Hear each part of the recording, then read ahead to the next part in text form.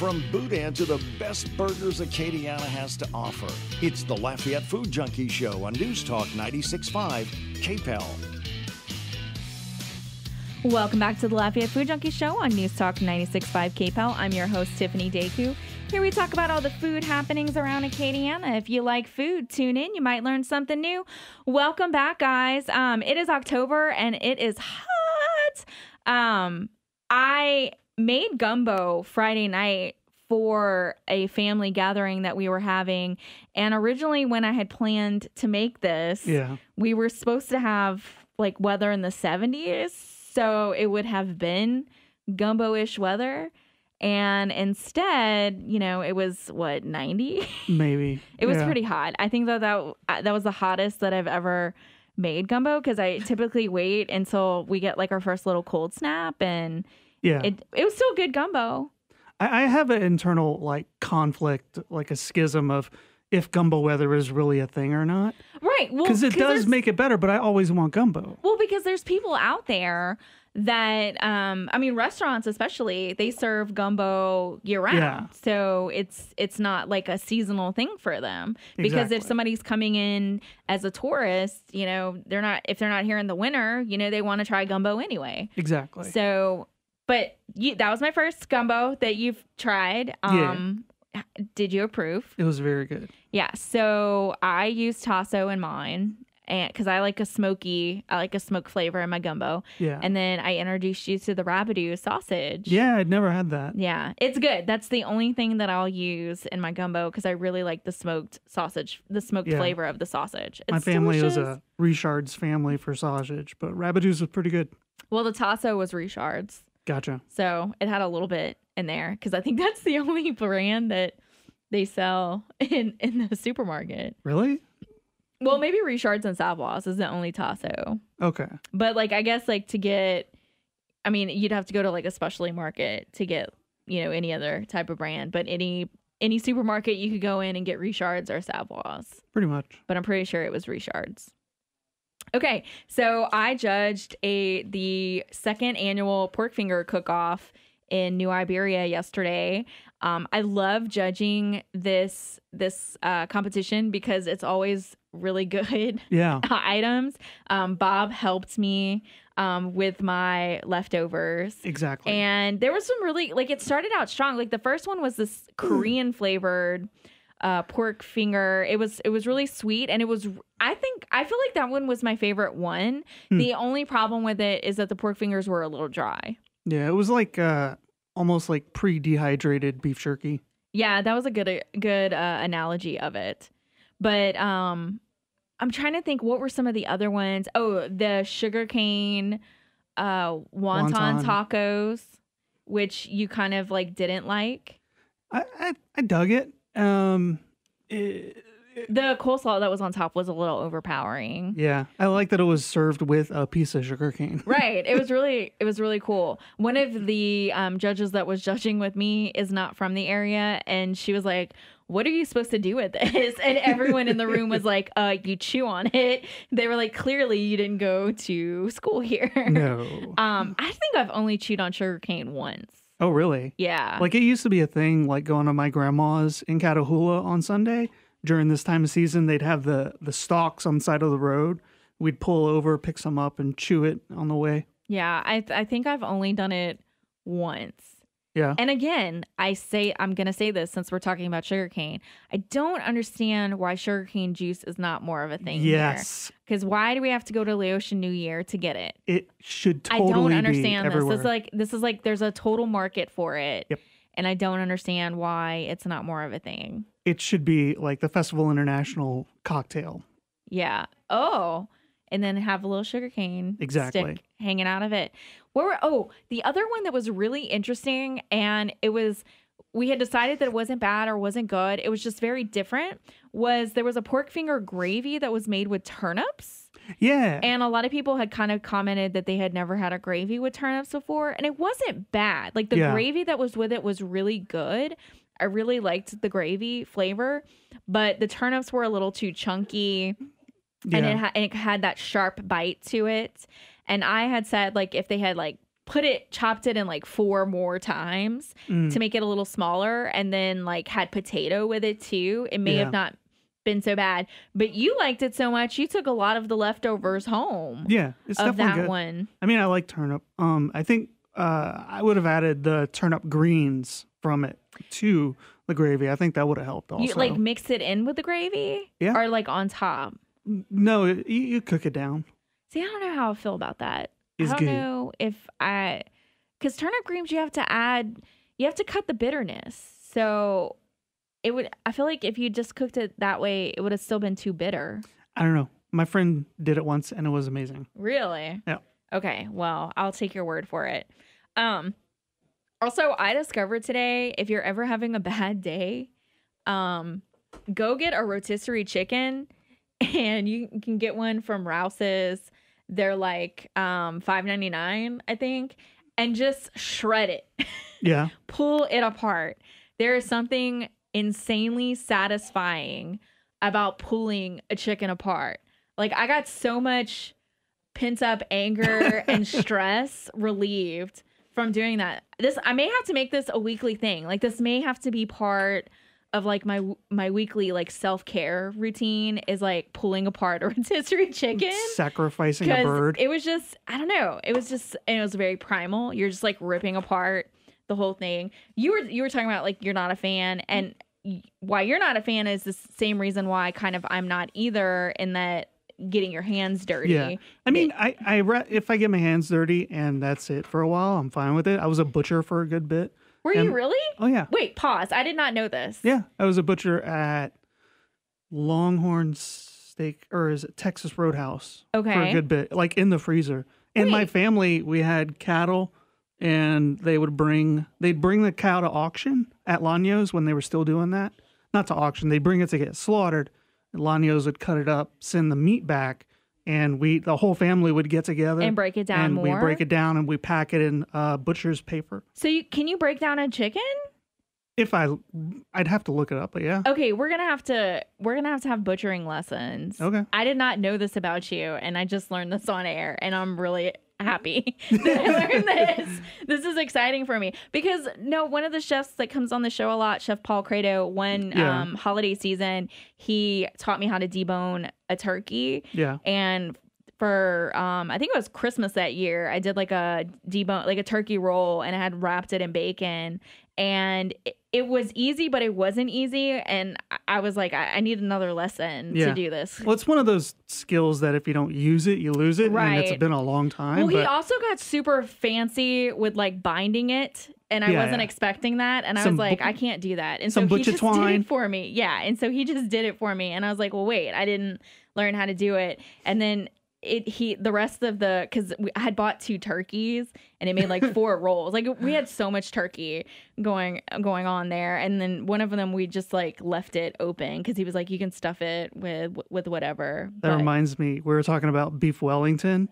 yesterday, and I called it the fancy British turducken, which was kind of accurate. Yeah, that was an astute observation, Bob. Thank you. Good job. Let's talk about some restaurant openings really quickly. I noticed on Ambassador Caffrey in the little shopping center where Moe's is, they're opening a Freezing Cow, and it's a rolled ice cream place. So I guess like that's the new thing for Lafayette is rolled ice cream, because I see a couple of places that have been opening up with that as well. You've never heard of it? No. Okay, so basically what they do is like you have this frozen flat surface, and then they put like the milk on it, and they kind of stretch it out, and then they roll it. I'll have to show you a video because that was a really bad seen videos online. description. Yeah, so that's what it is. It's kind of like the rolled ice cream of it. And there's a few places now that are doing it in town. How long that take to get? It does take a while, but I think part of it is that you're supposed to like enjoy watching them make it. Yeah, but I guess if you're in a hurry, it would not. That's a good point of something I didn't think about. Like to take kids there, like they're jumping around, screaming, and like running through the ice cream parlor, and you're like 20 deep, and you have to be like, hold up, I have to roll all of this down. That is a very good point. This, Which I'm totally legit. I mean, I'd love to go. yeah. Well, we'll go. I mean, it's right by my house. But if you're rolling with 12 dwarves, you got to think about that kind of thing. This is very true. I did not think of that before. Yep. This is why you're on the show now, to help me think about stuff like that. Another opening and another thing that we're about to be bombarded with here in Lafayette is ramen. And Tokyo House, Sushi, Hibachi, and Noodle open this weekend. They're open 7 days a week. They do have ramen. We actually passed it the other night when we were headed to St. Martinville. It is in the little shopping center right at Bonin on Ambassador Caffrey. This is now the third incantation of that restaurant. So it was a noodle house before, closed down, was a Jamaican restaurant, closed down. Oh, that place. Now it's got everything, sushi, hibachi, and noodle. If whatever you want, nice. Asian wise, they've got you covered at the restaurant. But they're gonna have ramen. That's one of the things that they're selling. That's one of the things that they're kind of like hyping up that they have. And we're about to be bombarded with ramen in Lafayette. We've wanted it for so long, and now 8 places are gonna have it. Dude, bring it. Yeah, there you go. All right, we are going to take our first break, and when we come back, Hannah and Corey with Gratin Eatery are joining us. So come back to us. It is the Lafayette Food Junkie Show on News Talk 96.5 KPEL. She puts the wow, yum into words. It's the Lafayette Food Junkie herself on News Talk 96.5 KPEL.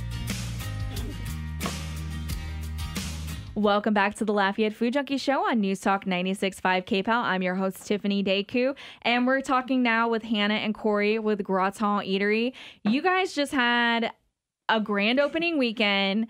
Basically, everything in a weekend's time. Yeah. I don't even know how you guys are functioning right now. But welcome to the show. Thanks for coming. Thank you for having us. Well, thanks for having us. It's cold brew. We do cold brew. Cold brew. A lot of cold brew. Oh, yeah. Bob's had the cold brew. Yeah. You've had it a couple times. Yeah. And I love it. You love it. It's good. We're big fans. We make extra just to make sure Corey and I are supplied because it's a problem. And it's Art's coffee that we use, so it makes it extra good. Nice. Okay. Well, I'm trying to figure out where to begin, but let's talk about last night. You guys had a little pop-up kind of dinner. It was a Pinkies Up When Pigs Fly. What was the theme? It was 4 courses. Bob and I actually got to go last night, and it was super fun. And I think the thing that I enjoyed the most was that so many locals. Yeah, we came in from Lafayette. We were in the minority there because pretty much everyone else that was there was from the St. Martinville area. So how does that feel to have St. Martinville support you guys so much? It's kind of an incredible feeling because Corey and I, when we first, this was all Corey's idea. I wanted that on air. And whenever we first were going to do it, I said, look, we don't know about food around here, the people here. We're just moved here. So I always felt like whenever you're opening a place, you should very much know more about the community. So this has kind of been our introduction to the community because we're kind of hobbits. We don't leave the house. So we did it all at once, the restaurant and getting to know everybody. And the response has been really, really beautiful. It really has. We also wanted to show it's kind of a lead off to a pop-up series. And then eventually we're going to open 2 nights for dinner. So we wanted to kind of get the community involved and the buzz going slowly and then build off of that. One of the ladies, actually 3 couples that I talked to last night are huge Gratin Eatery supporters. They all they said just down the street. I kept hearing that a lot. I live just down the street. And they said that you guys opening up makes them feel like they won the lottery. They're super excited that you guys opened up. That they frequent you guys. One of them said every day. Yeah. That happens. So that's exciting for people that live in St. Martinville to kind of take to you guys so quickly. What made you decide St. Martinville? Well, so we were able to get buy a really good friend of ours' house, and we were kind of out there in the middle of nowhere doing different jobs. Hannah was freelance writing. We're also working at another restaurant, and there's no good food out there really. And we'd have to travel to Lafayette just to get a simple meal, or there's really just not much. So there's this place that came up for lease that I thought was a really good location, and we decided to kind of just hop on it and make something of it. And Especially when I was writing at home, if I wanted to get coffee, I'd have to drive to Broussard to go to Starbucks, which, if I would like to have coffee, I'd like it to be a little bit different, or just to get some peace and quiet. There's really no sit-down places where you can just, join the community. And that was something that we really wanted to do with this restaurant. Was we like the idea of coffee milk. When your mama used to do coffee milk in the morning, and like people would speak French at tables, or you see older folks gathering and, in the early mornings and whatnot. And we said, that doesn't exist here. It's so interesting that hasn't made it in St. Martinville, considering that it's a very tight-knit community. I'm realizing now as you're speaking, like I'm thinking of like the logistics of St. Martinville and how incredibly small it is. Yeah. And there isn't a lot dining wise there. Nope. And I think they're best known for St. John Restaurant. Like everyone, that's Definitely. what everyone associates with St. Martinville. But they definitely did not have a coffee shop. No. So you're fitting that niche, and then also having other food options there. Yeah. There was a couple of bars like we passed. There was like 3 bars. I feel like At least they had like 3 bars, but no coffee shops, like no real like beef fried food restaurant. Yeah. Just a couple of diners. I know there's a bakery. I don't know if it's still open. The Ville. The Ville, it's open. Yeah. It's still open. I went there a long time ago. I think I had a boudin kolache from there. I don't remember. Bob's from that area too, Catahoula. Well, my family Your is from family Catahoula. is. I'm Yeah. from Lafayette. Yeah. So did you have a lot of experience in St. Martinville growing up? I mean, we would go there on Sundays sometimes. They used to have a Dairy Queen in St. Martinville that had like the best banana shake ever, and you can't possibly get it anymore. And my siblings always talk about there was this hamburger restaurant in St. Martinville, and they talk about it like it was the font of the best food ever. But I think that's all just nostalgia. Yeah, so that's cool that you guys are bringing that to the area. And then another reason to go to St. Martinville is for cheese, and you guys are really close to that as well. In fact, Miss Wanda's cheese. Bob and I went about 2 months ago for Sunday barbecue. We stopped at the farm at the cheese shop to get some cheese to bring home that Bob still has in his fridge. It's a magical experience. Yes, it was is. super fun. Yeah, her cheese is amazing. Yeah, it is delicious. Last time we went to pick up cheese, we got to go. Well, I had never seen the cheese cave or anything, and she took us for a walk around. It was incredible. Oh, I mean, wow. it was really incredible. Everything is kind of perfect My first there. experience in there, I made so much noise that they came out of the back. I was like, sorry, I'm just really excited to be surrounded by this much cheese. Like, it was overwhelming for me. Winsleydale. Yeah, I do recommend, though, if you're driving to Lafayette from St. Martinville with cheese in the summer, to bring an ice chest. Because it was very fragrant by the time we got back to Lafayette, and I was worried that we had ruined it, but we didn't. But the car does not smell that great. It smells very cheesy when we got back. So that would be a recommendation, that if in the summer that you're going to do that, bring an ice chest. All right, we're going to take a break, and when we come back, we have more with Hannah and Corey. So come back to us. It is the Lafayette Food Junkie Show on News Talk 96.5 KPEL.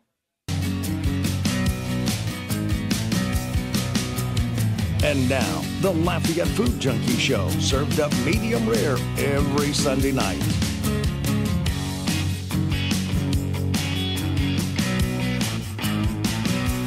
Welcome back to the Lafayette Food Junkie Show on News Talk 96.5 KPEL. I'm your host, Tiffiany Deku, and we were talking with Hannah and Corey with Gratin Eatery. I love during the commercial breaks when you get so into a conversation that you're like, oh my God, we're going back on air. We got to stop and we got to do this. You were talking about Daryl Special. I was. Hannah had a Daryl Special for the first time. Yeah, a few weeks back. It's one of my favorite sandwiches. Daryl's in Lake Charles. It was like a meat eater's homage. Yeah. It was a little bit much for me. It wasn't bad. It was Yeah. just too much meat at once. It's like a perfect po' boy with like ham, roast beef, and shrimp, and awesome gravy, and their jalapeno mayo. It's just Bob just like perked up and he's like, Yeah. we can do that. We can go. It's definitely a serious Apparently they're sandwich. open on, y'all went on a Monday though. I wonder if they're Yeah. open on a Sunday. Can we waiter from there? No, we cannot waiter from there. You know what we should do? We could go have a Daryl's po' boy and then stop at the Rocket Oh yeah. in Jennings. And Key Mexico again? That's yeah. We were also going into talking about Key Mexico with you guys. It's like the best. It really is amazing. I'll talk to y'all more about it in the break, but what they're doing there is insane, and it's not anything like super spectacular. It's just like traditional ingredients, and it's crazy. Okay. Going back to talking about Grandma Eatery. Corey came from Dark Roux. Hannah, you owned a restaurant. You were with Tribe Collective, and then Mortar. Mortar and Pestle. Yeah. I don't know why I have the hardest time. I think Friday morning when I was talking about it, I think I said brick and mortar, and I was like mortar and pestle. I was like, I don't know, something It's like a mixture between the broken egg and mortar and pestle. So you guys kind of took some time off and went to Patagonia. How long were you guys there for? We were there almost a year. Yeah. We had our own little place on about an acre of land that was on a bigger farm, and we both had jobs and also farmed. We raised sheep on the land. We did our own butchery and also learned asado from some of the locals. What was it like to take that time off from being in a kitchen and just? It was amazing, but also at the same time, I felt like my life lacked something. Mm-hmm. Like I missed the busyness, even though we were in the most beautiful place on earth. Felt like I still wanted to be working a little bit. But it was really nice. It was amazing experience. What was the thing that you enjoyed the most food wise there? Ooh, that's hard. Honestly, the food there was not very good. Really? There's no spice. There's no salt or pepper. Okay, and I've heard somebody say this It's about very, food very from bland. that region before. Okay. Their cooking styles are very unique. They know Yeah. how to cook it very well. But other than that, it's... And calamari, the best calamari I've ever had. At any restaurant you ask for calamari, there's just something perfect about it there. It's amazing.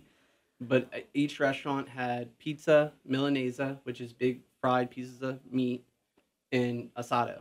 And that's what you could get. No, every restaurant had, it's like everybody in Patagonia woke up and created the same menu, and we're serving it.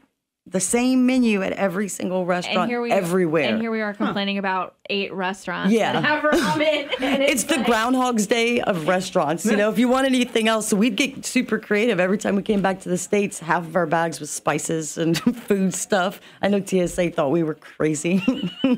bringing all of it back. Oh my gosh. And your background is predominantly baking. Do any baking cool, like with breads or anything there? I mean, there was, but for me, I don't get me wrong, I love to bake, but it was too much sugar. Mm-hmm. I think that if you have to add too much, they had excellent pastries, but I don't like adding way too much sugar to my pastries. I want it to stand alone. I feel like a lot of people cover up bad technique and bad work because they add sugar. And, you know, your body naturally craves that. So you're going to like it no matter what. We actually started making, or Hannah started making sourdough there out of a mother we started. And it was the few people that knew about it, we were actually selling loaves because you couldn't get bread like that there. Was that the sourdough that we had last night? No, Okay. no. Different. Okay. 'Cause I was Yeah, gonna Corey say that- forgot my sourdough starter whenever he brought our stuff back. So Oh no, that didn't happen. Did y'all start a new one here? Yeah, Okay. yeah, definitely. All right, because I was gonna say that sourdough from last night and the tomato toast Oh, yeah. was my favorite dish of the night. It was just like beautiful colored tomatoes. Tomatoes is that one dish that I'm like, never buy at a supermarket. Like, go and buy it from farmer's market, or if you can grow it yourself. I tried to, it didn't turn out too well.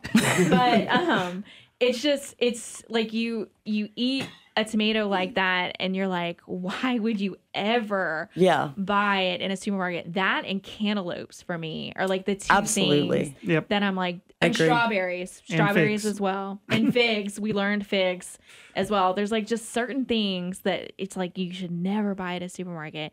And it was like on the toast. It had the cheese, tomatoes, super simple, super delicious. You're gonna blow up his head.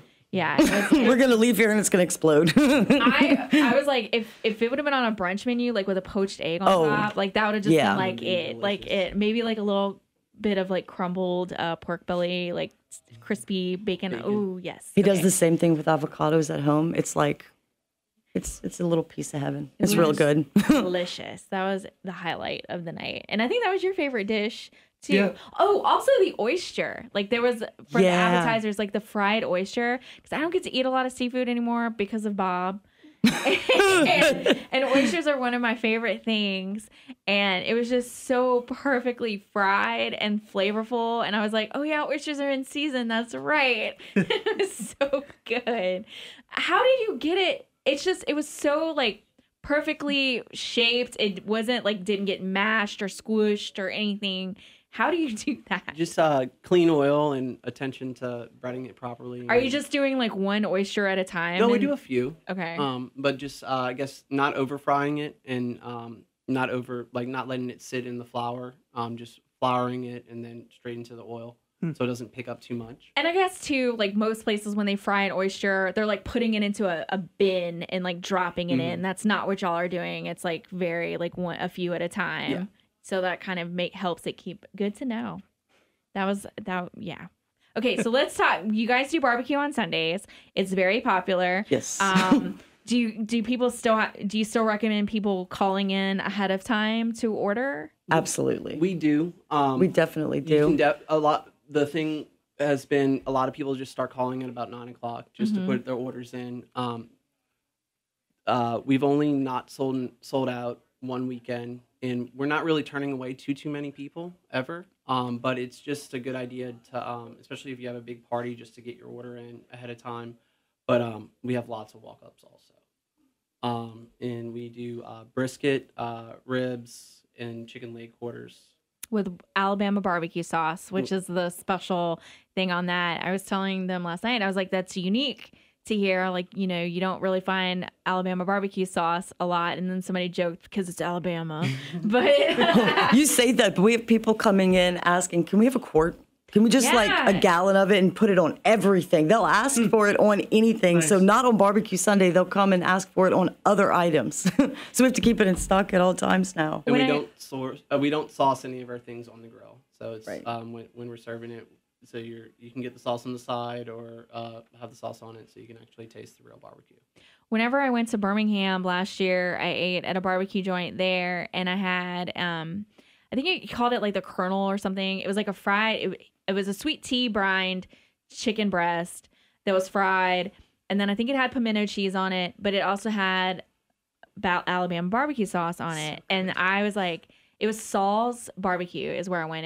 It's a more of a hipper barbecue place in Birmingham and Avondale. But it was so good. And I was like, I became obsessed with it afterwards, and no one had it around here. And then you guys had it. So I was like, oh my God, yes. I love the acid. It really goes well. It's really good with chicken. Yes. I serve it on salads sometimes too. When people want a side salad, it makes a great salad dressing. It's a good wing dip too. With the fried oysters too. No. You should just start selling it. We served it at Eat Lafayette. We did a fried soft shell crab with some greens and pickled peppers and Alabama white sauce. Came out awesome. Yes. And then you guys are also doing brunch. Are you doing brunch on Sundays as well with the barbecue? We are. We're insane. We do it all. We stop selling brunch at 11:15, and we start serving barbecue at 11:30. And on Saturdays, we serve our full menu and brunch from 9 to 3. What are some of the brunch items? It's been varying, but this weekend we did chicken and waffles that has bacon braised collard greens, blueberry maple beurre blanc, and fried chicken wings. We're also doing our boudin benedict, which is fried boudin cakes, stone ground grits, greens, and a Tabasco hollandaise. We did a soft shell crab with grits last weekend. That went over real well. And shrimp sauce. Yeah. Also, that was beautiful. The croque monsieur actually didn't catch on the first couple of weeks that we had it, and then one of our girls up front, she's such a goofball. You know, people saw the name, and I guess they were kind of intimidated. And one guy asked her, "Well, what is it?" And she goes, it's like the best ham and cheese sandwich in the world. And like everybody saw it on his plate. And of course, everybody else gets it. And then since then, it's kind of, kicked off a little bit. That's so cool. Have you thought about like maybe changing some of the names of some? Have you seen some of the things Corey's come up with? Aileen Bennett has to sit there constantly telling Corey, no, on everything, all these ideas until, he's a million ideas of naming things and they're all, super goofy. I heard you guys have an amazing hamburger too. We do. Yeah. We're not trying to reinvent the wheel on the hamburger, but it's really hard these days to get we're going for a amazing diner burger, not like an 8-ounce burger. It's a thinner patty. We used about 70% brisket, 30% beef shoulder, and we use it's Black Angus, so it's higher quality beef, on a buttered, toasted, eventually made bun with our house B&B pickles, house aioli, mustard, and cheese, and it's just pretty damn good. And we also have to mention crack pie. Is it still on the menu? Oh, if we took it off the menu, we'd have riots. Can you describe what it is? I do it a little bit differently than I used to, but right now it's a graham cracker crust. Of course, I add cinnamon and a little bit of ginger and clove to it. But then I kind of describe it to people as a caramel custard. Yeah. It's imagine a pecan pie filling without the pecans. It's sugar. It's really, really good. And people love saying the name. You get little old women who crack up as they're saying it and they go, "That I just want it just because of the name." Yeah. I want the crack pie, please. Yeah. Yeah. All right. We're going to take another break. And when we come back, we have more with Hannah and Corey. So come back to us. It is the Lafayette Food Junkie Show on News Talk 96.5 KPEL. And now we talk about food. It's the Lafayette Food Junkie Show on News Talk 96.5 KPEL. Welcome back to the Lafayette Food Junkie Show on News Talk 96.5 KPEL. I'm your host, Tiffiany Deku, and we have been talking with Hannah and Corey with Gratin Eatery, which is located in St. Martinville. And for you people out there, they're like, "Oh my God, that's too far to drive." It's really not that bad of a drive. Yeah. You get on Highway 90, you go through Broussard, and it's pretty much a straight shot. It's not what, maybe 30 minutes? At most. Yeah. 30 minutes from anywhere in Lafayette. Yeah, if we were in a big city like Chicago, that drive would be nothing. Yeah, it was not a bad drive at all. And there's never traffic. Exactly. There really is. Unless you get stuck behind a sugar cane. Our train. Or train. Corey's like, "Shut up." There was never any traffic. No, it wasn't bad at all. And easily for a Saturday or Sunday to go there. Yeah. Man, if St. Martinville got a brewery, it would be a day. Yeah. Yeah. No, you're right. That's true. Go to the brewery, go have brunch with you guys, go to get some cheese. Yeah. We rolled out to that area twice yesterday for the. Yeah, we did, and it was nothing. Yep. So it's definitely doable. Okay, now we're gonna talk about something that came up this week.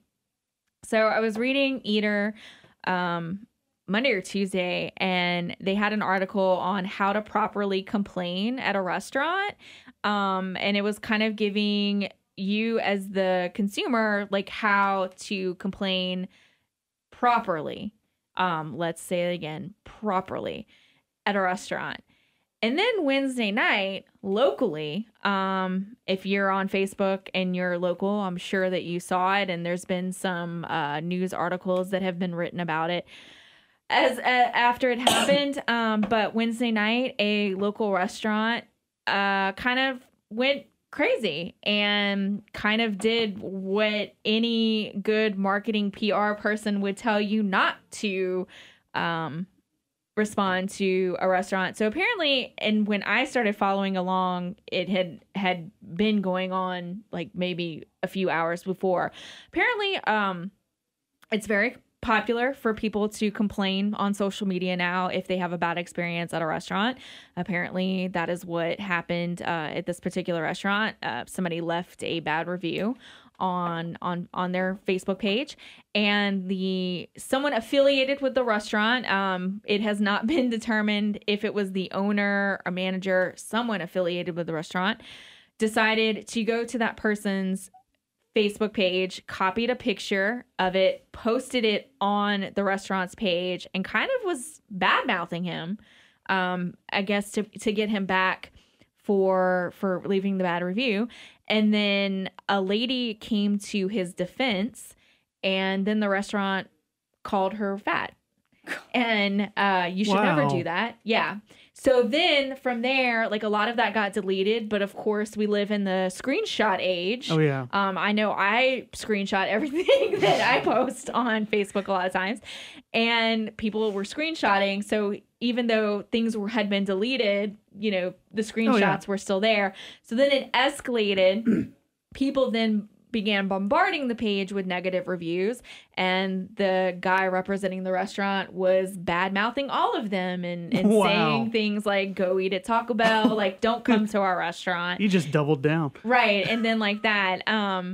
So being restaurant owners, I wanted to get kind of your opinions on, when people complain, like what you would prefer them to do, which you would prefer them not to do, kind of thing. So the Eater article basically said from the patron side that you should always talk to the restaurant like while you're there. Absolutely. And be polite. And they wanted to emphasize be polite. But they also mentioned that 52% of millennials are uncomfortable sending food back. Yeah. And I had to agree with them. Like, I'm totally not comfortable saying anything is wrong with my meal, especially now, especially like doing this as long as I've been doing it. Like I'm terrified to say something is wrong with a meal. And then it said, by comparison, 61% of people over 55 are totally comfortable sending their food back. And the restaurant the people in the restaurant industry want to emphasize they shouldn't be. They, should be totally comfortable saying something is wrong with the meal. And then Eater went on to say that they highly recommend that you do not leave a negative Yelp review. So you guys chime in. I feel that you should always, if you're not comfortable sending your food back, always at least send them a private message on Facebook or leave a note. As a restaurant owner, I always want to know if something's not right, and I want to address it appropriately. It can be it's a tricky situation. It can be intimidating, but at the same time, we always restaurants make mistakes. We make mistakes sometimes, and I want anybody at the restaurant to have the best experience possible.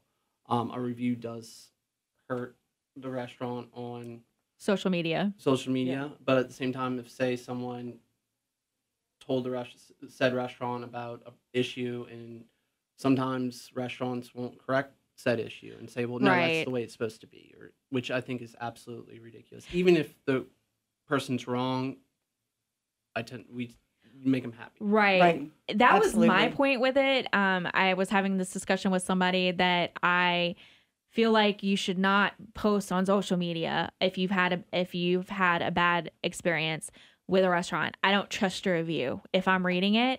Because again, it's like, I don't know who that person is. Like, is that a disgruntled former employee? Right. Is that someone is it like there's personal beef going on? So whenever I read a negative review, I like question it.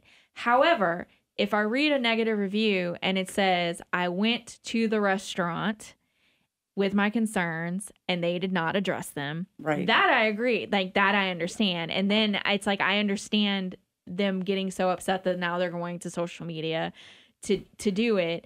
But it's a weird and it's like a tricky situation, and we live in the age now where like everyone posts everything on social media, and it's like vengeance and then people don't know what's going on. I've also seen restaurants, which I actually kind of agree with this, with the dine and dashers that have been happening a lot, like restaurants posting pictures of the dine and dashers and being like, that's a great thing. Yeah, and that's actually helped. I mean, the couple locally that was doing it, one of the other restaurants recognized them and called the police from social media. So it's a tricky situation, and there's good ways to do it and bad ways to do it. No, I agree very much so. But restaurants, I'd say most restaurants are very understanding and want to fix mistakes and you should never be scared to.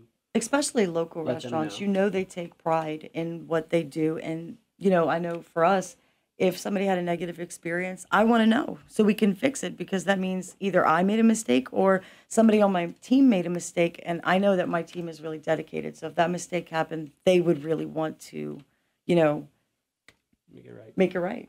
Yeah. So the article also went on to say, know that the feedback is welcome, but you might not always be right. They gave an example of a chicken that was brined, and when it came to the table, it was very moist, and so they were saying that it was raw. And then the restaurant was trying to explain to them, Right. Yeah, it's a very scary thing to serve perfectly cooked chicken. Yeah.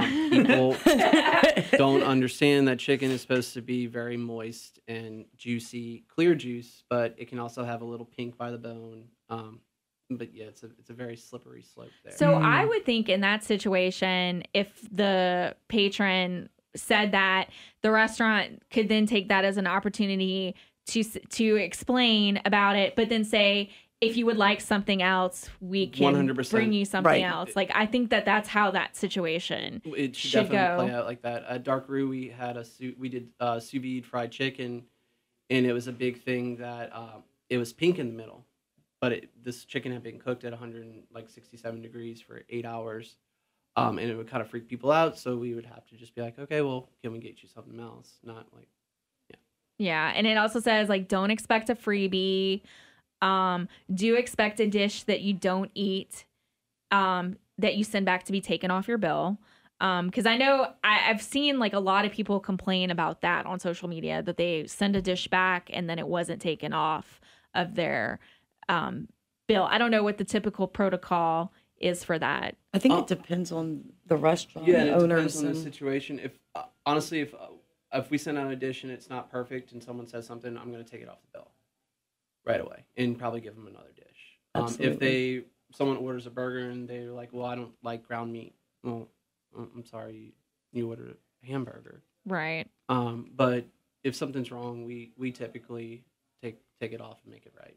They also recommended to let it go. Like, if something happens, like, don't let it ruin your night. Don't let it, affect how you feel about the restaurant, because Right. restaurants do make mistakes. I was thinking about that too. Like, statistically, it's impossible to be 100%. Absolutely. And the scenario that I always give with that is that I work for an office that's about 30 people, and we used to do dinner meetings, and there would always be one person that's order would be messed up. And statistically, that's what's going to happen.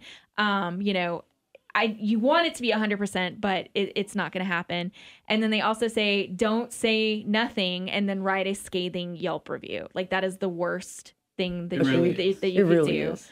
But yeah, I mean, It's such a hard call because we associate what food should be by what our experiences have been. Mm-hmm. So if our grandmother always overcooked chicken, we learned that chicken, that's how chicken's supposed to taste. But then you go to a restaurant where they serve perfectly cooked chicken, legitimately perfectly cooked. That's not to you what it should be. So it's also a learning curve education where somewhere you have to meet in the middle. that's a great observation and something that I never took into consideration either. But yeah, that's completely accurate. Another point that was brought up was about food allergies and how restaurants or servers handle food allergies. When I was talking to Rob about this on the morning show on Friday, he kind of made the point. He asked if he could get something gluten-free, and the server was like, do you really have an allergy, or is it like a food preference is what they said to him. Wow. And he was kind of upset. But my thing is that you should never take a food allergy seriously. Right. Bob, actually, we went to an event. We made sure that they didn't have the seafood. Yeah.